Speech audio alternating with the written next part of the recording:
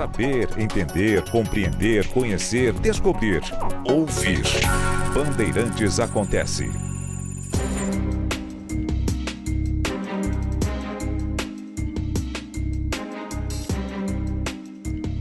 Na década de 60, era comum você encontrar na parede de casas, estabelecimentos comerciais, aqueles pôsteres, né, que eram usados, ou então algumas pessoas gostavam de fazer numa cartolina assim, uma espécie de coleção de fotos ou uma coletânea de momentos importantes, juntando ali figuras relevantes naquele momento.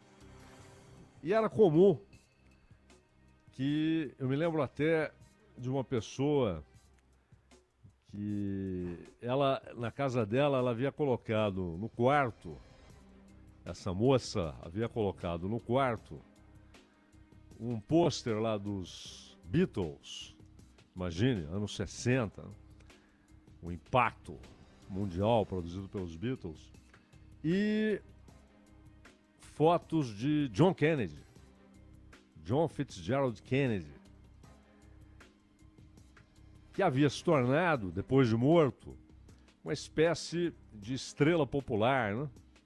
Uma figura popular, idealizada, como teria sido se não tivessem matado John Kennedy. O que teria acontecido? E, para os padrões da época, o Kennedy havia representado, de certa maneira, um sujeito que fugia ao estereótipo do político tradicional. Mas Kennedy não foi um presidente excepcional, aliás, nem teve tempo para isso, e, na minha opinião, se tivesse completado o mandato, não teria sido um presidente excepcional. De maneira nenhuma, não teria promovido qualquer ruptura em relação ao poder das sombras, poder do complexo industrial militar, o poder dos grandes investidores da indústria armamentista e também dos grandes financiadores de carreiras políticas. O chamado Estado Profundo, que seu antecessor, Eisenhower, um general, herói na Segunda Guerra Mundial, figura importante na vitória dos aliados sobre o eixo nazi-fascista, Eisenhower cunhou essa expressão, complexo industrial militar, mas ele se referia inclusive ao complexo político-industrial militar. E Eisenhower, ele foi um general de ponta, repito, herói na Segunda Guerra, tanto que seu prestígio foi tal que depois ele foi eleito presidente da República e reeleito. Teve 2 mandatos. Ele foi depois do Truman. O Truman havia sucedido ao Franklin Delano Roosevelt, que morreu no início do 4º mandato, o único presidente nos Estados Unidos que teve mais de 2 mandatos, teve 4 seguidos. Depois disso, não tornou-se inviável constitucionalmente alguém ter mais de 2 mandatos seguidos. Pode ter 2 e depois tentar voltar mais tarde, mas não 3 consecutivos. E o Franklin Delano Roosevelt recebeu da população 4 mandatos consecutivos, mas, já velho, morreu no início do 4º mandato, exatamente no ano em que a guerra foi encerrada, a Segunda Grande Guerra Mundial. E Roosevelt, Churchill e Stalin formaram o trio decisivo para a vitória dos aliados sobre o eixo, né, que compreendia Alemanha, claro, Itália, até certo momento, depois não só a queda e execução de Mussolini, mas também os alemães tentaram estabelecer um segundo governo no norte da Itália, que também depois foi derrubado, e o Japão, o Império Japonês, além, claro, de outros países que se aliaram ao eixo, vergonhosamente se alinharam ao eixo.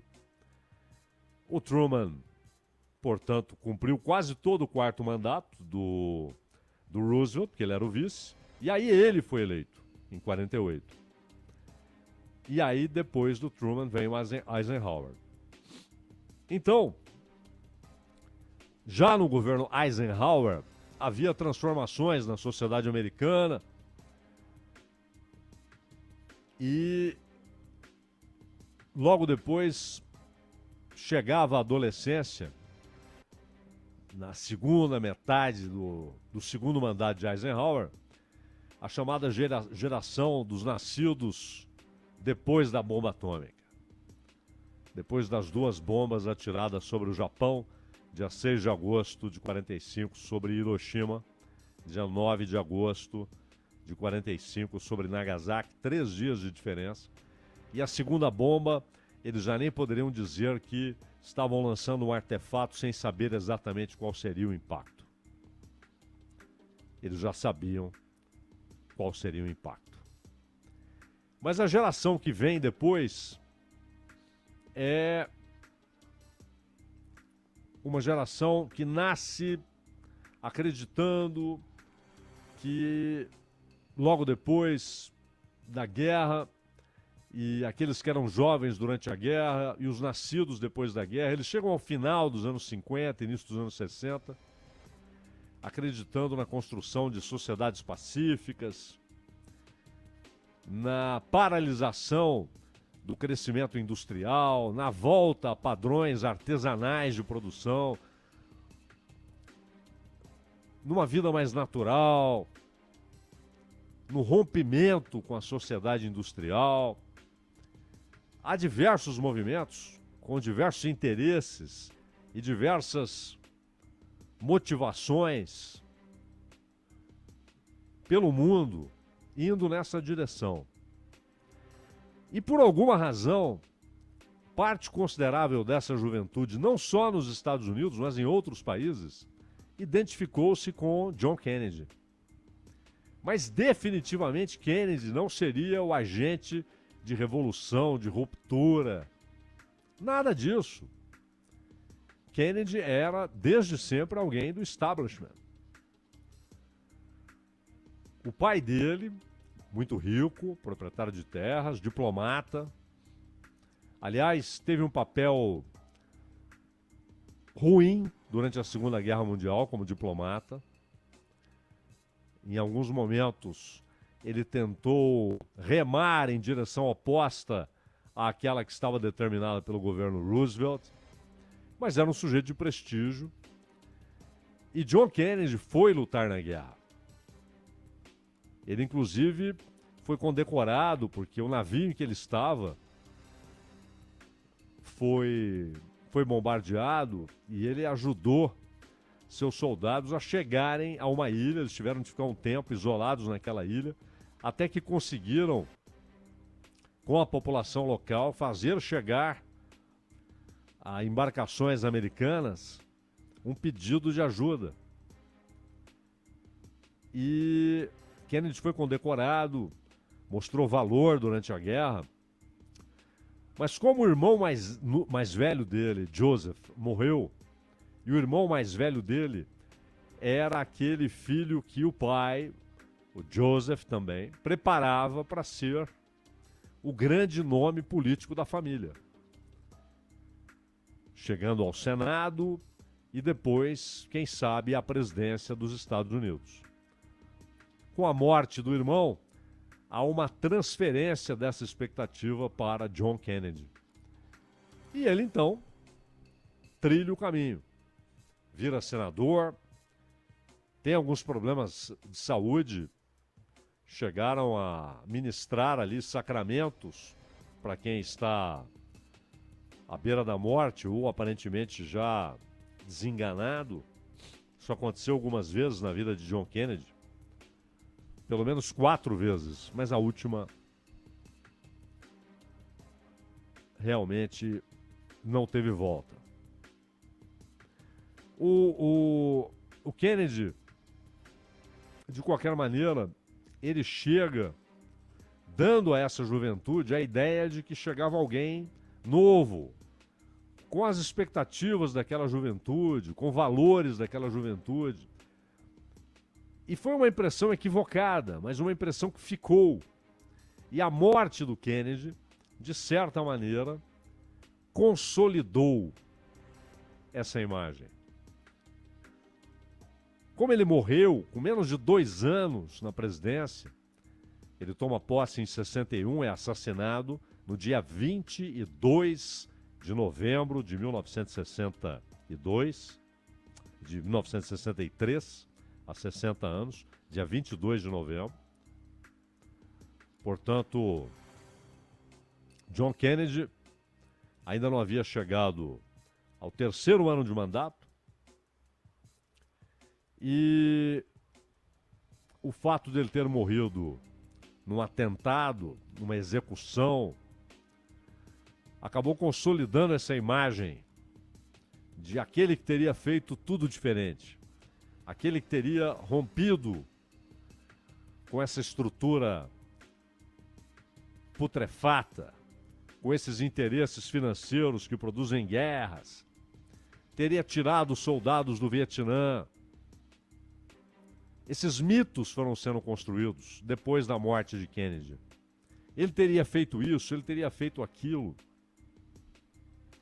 Kennedy, todos os indícios, se a gente parte das decisões que ele tomou a respeito do assunto, todos os indícios são de que ele não teria tirado as tropas do Vietnã e teria feito exatamente o que fez Lyndon Johnson, o vice-presidente que assumiu a presidência, depois foi eleito, exatamente como aconteceu com Truman, lá na década de 40.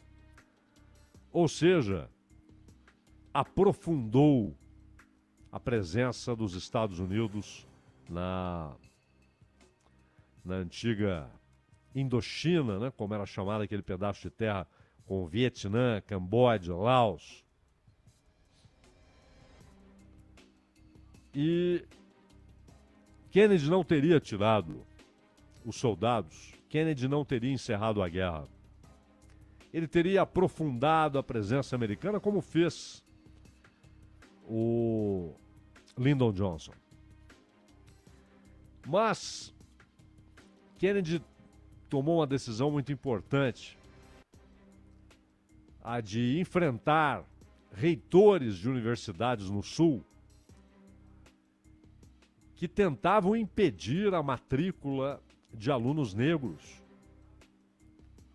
Gente aprovada e que, quando foi fazer a matrícula, a reitoria passou a levantar uma série de impedimentos, escolas viraram campos de batalha, e Kennedy fez o certo. Mandou centenas de agentes do FBI e da Guarda Nacional para garantir que aqueles alunos estudariam, fariam suas matrículas e estudariam normalmente. E aí ele pressiona o Congresso a aprovar de uma vez por todas a Lei dos Direitos Civis, que só foi aprovada de fato já com Lyndon Johnson na presidência. Mas não há dúvida que Kennedy contribuiu para isso. Não há dúvida que ele olhava, ele individualmente, pessoalmente, ele olhava com respeito para Martin Luther King. Martin Luther King foi, na minha opinião, isso é muito subjetivo, né? Mas na minha opinião, o mais importante agente político, social, moral e, por que não, filosófico, como reverendo, né?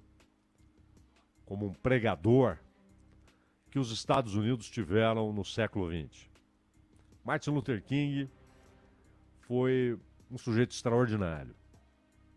Extraordinário. Também ele assassinado 5 anos depois do Kennedy, em 68, ano em que também o irmão de Kennedy, Robert Kennedy, foi assassinado.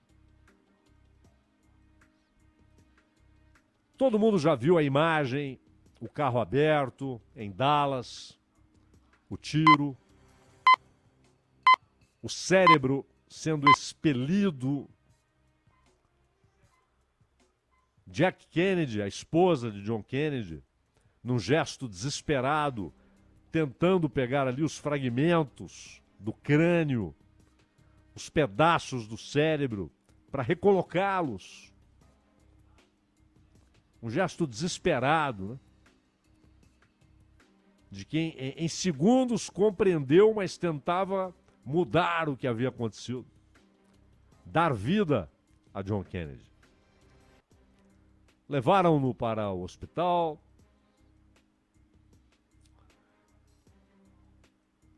Há depoimentos de peritos que foram convidados na ocasião. E eles não têm dúvida que 2 balas atingiram John Kennedy. E até as girafas no Jardim Zoológico, como diria o Nelson Rodrigues, até as girafas sabem que Lee Oswald não atirou com 2 armas. E o mais importante, esses peritos demonstraram que as balas vieram de pontos diferentes. Portanto, não foi o mesmo atirador, nem rápido demais no gatilho, nem utilizando 2 armas. Foram 2 tiros. A comissão Warren bateu o martelo e disse: Lee Oswald matou John Kennedy, assunto encerrado, ele agiu sozinho. E Lee Oswald, jovem ainda, 1000 histórias, esteve na União Soviética, mas também teve ligação com a máfia, teve alguma ligação com exilados cubanos. Abriram 1000 possibilidades buscando uma motivação crível para a ação de Lee Oswald. Mas tudo que foi divulgado décadas depois, porque parte das investigações continua sob sigilo, uma parte continua sob sigilo, o que é muito estranho. Mas tudo que veio à tona alimenta a ideia de que Oswald não agiu sozinho. Oswald foi provavelmente um sujeito manipulado para aquela ação. Mas havia um atirador de elite em outro ponto. E também o que aconteceu com Lee Oswald. 2 dias depois, sendo levado pela polícia para a delegacia, é morto por Jack Ruby, sujeito que trabalhava para e com a máfia. Ruby é preso. E agora? Lee Oswald está morto. Qual a versão rapidamente abraçada pelas autoridades? Ruby, sim, ele era um bandido. Mas ele não admitiu, ele não aceitou a morte de seu presidente. Foi lá se vingar. Ruby não tinha escapatória. Assassinato a sangue frio. Condenação líquida e certa. Mas ele estava condenado já por um câncer. E morreu pouco tempo depois. O mistério só aumentava. O sujeito que matou Kennedy morre dias depois.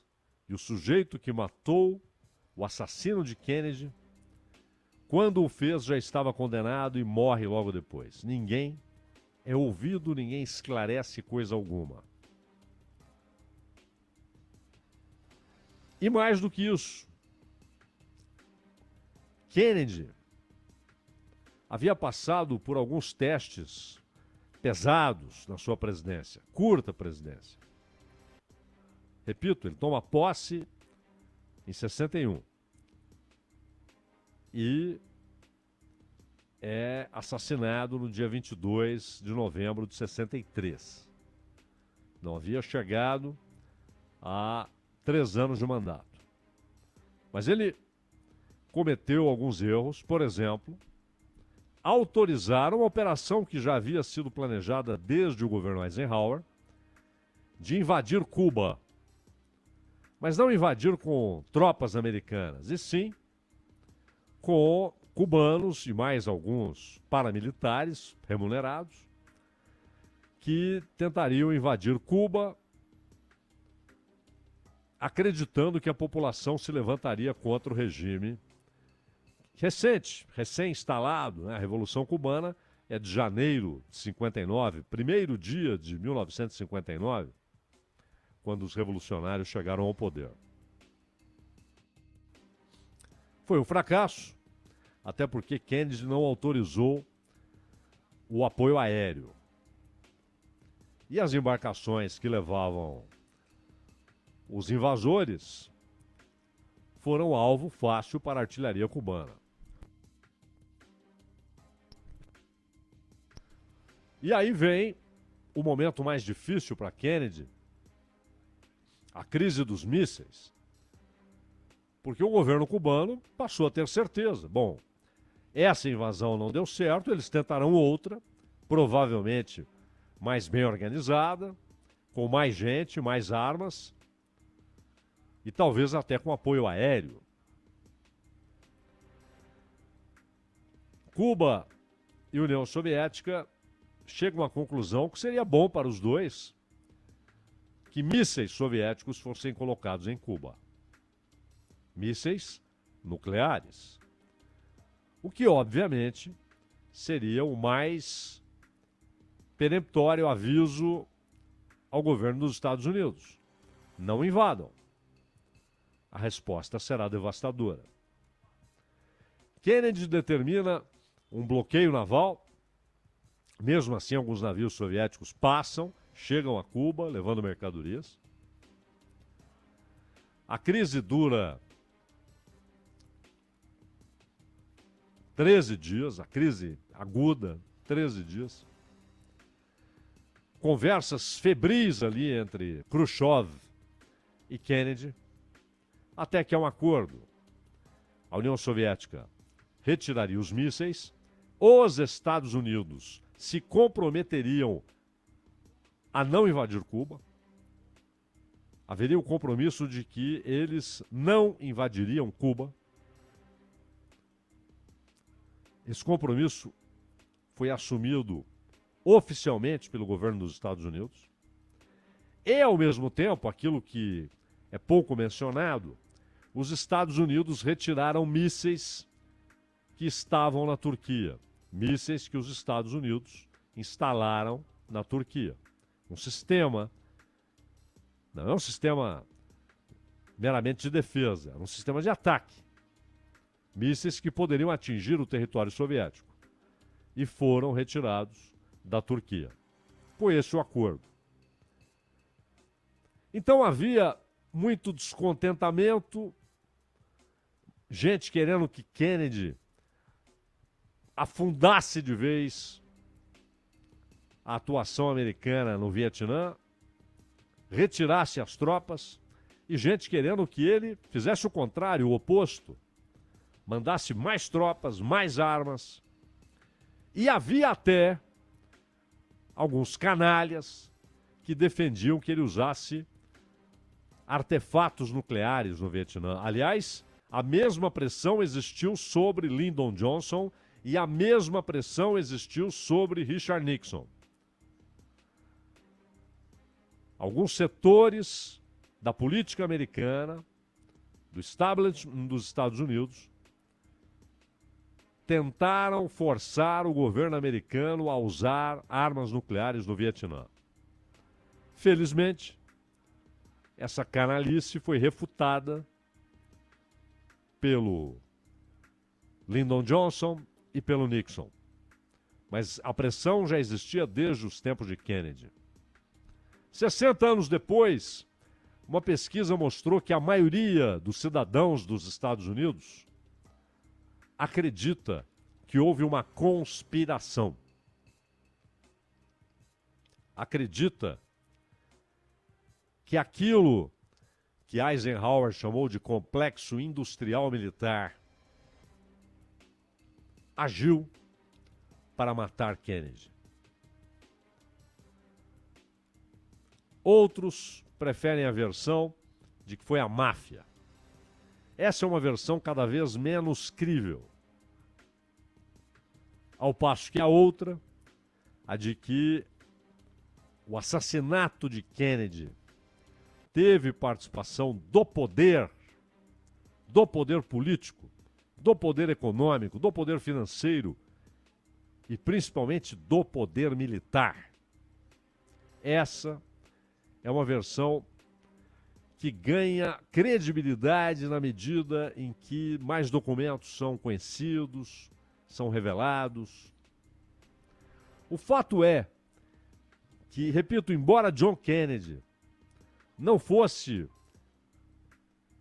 alguém que lá estivesse para romper, para revolucionar, para mudar, ele não faria isso. Ele seria um presidente convencional, com erros e acertos, mas em nenhum momento ele iria desafiar esse complexo de poder político, financeiro, militar. Em nenhum momento. Até porque Kennedy era filho dessa estrutura de poder. E iria reproduzi-la. Mas, ao mesmo tempo, era alguém tocado por alguns valores que se tornaram cada vez mais fortes desde a década de 50, na defesa dos direitos civis. Havia também muita gente contra Kennedy, porque julgava que ele estava indo longe demais na defesa dos direitos civis. Ou seja, dos direitos dos negros dos Estados Unidos. Principalmente no momento em que no sul dos Estados Unidos pouca coisa havia se alterado em relação ao cenário do começo do século XX ou do final do século XIX. E em alguns casos, havia situações que poderiam ser comparadas ao que ocorria antes da Guerra da Secessão. Ou seja, quando a escravidão era admitida por um grupo de estados, porque em alguns estados ela era legal, em outros não. O fato é que a morte de Kennedy expôs, e por tudo aquilo que ele havia se tornado no imaginário, principalmente dos jovens americanos, claramente uma visão idealizada, não há dúvida quanto a isso, mas o fato é que a morte de Kennedy expôs e acelerou a degradação dos Estados Unidos. Porque até então havia a ideia de que certos interesses eram marginais, atuavam nas sombras, mas não estavam de fato no poder. Não tinham poder político, econômico, militar. E a morte de Kennedy mostrou o contrário. Estavam há muito tempo instalados no poder, nesse complexo político, financeiro, militar. Isso provocou uma espécie de fim da inocência, né? Os americanos, que lá na formação do país sempre foram muito desconfiados do Estado, até pela formação calvinista ali no noroeste, no norte e no nordeste, principalmente no nordeste dos Estados Unidos. Muita desconfiança em relação ao Estado. Depois da morte de Kennedy, essa desconfiança se espraia, se alastra. Mas, ao mesmo tempo, uma desconfiança meio incapaz de reagir. Uma desconfiança silenciosa, que produz cinismo. E esse tem sido o cenário da política americana, que foi exposto e acelerado por aquele assassinato ao meio-dia do dia 22 de novembro de 1963, em Dallas. Danilo Gobato. Lembrando que o tema de abertura, o comentário do Cláudio Zaidan, fica sempre disponível em podcast, hein? É só pesquisar ali por Entendendo a Notícia no seu agregador de podcast favorito. A gente vai para mais um intervalo aqui no Bandeirantes Acontece, na sequência tem ele para comentar. Mais uma derrota da seleção brasileira, dessa vez caindo para a Argentina. É ele, Milton Neves, a gente volta já. Rede Bandeirantes de Rádio.